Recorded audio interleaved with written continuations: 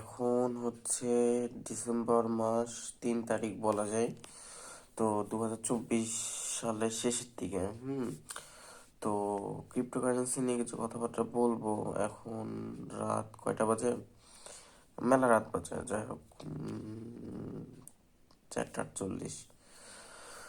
তো ক্রিপ্টোকারেন্সির মধ্যে এক্সআরপি আমার মনে হয় যে আগামী 10 বছরের মধ্যে মানে বিটকয়েন আর পাওয়া যাবে না। মানে বিটকয়েনের দাম ফল ডাউন করবে, না হলে দাম থাকবে। বাট ইথারিয়ামের পরে যে জায়গাটা দখল করবে সেটা এক্সআরপি। মানে এখন কেন জানি মনে হচ্ছে, কারণ পৃথিবীতে আসলে শাসন করতেছে তো ব্যাংক। ব্যাংক মানে টাকা। আর বড় কথা হচ্ছে যে এটা হচ্ছে লিমিটেড। আর যে পরিমাণে এটার দাম বাড়া শুরু করে দিছে ভাই, মানে 2 মাস আগে এটার দাম ছিল ভাই কত, 0.5678।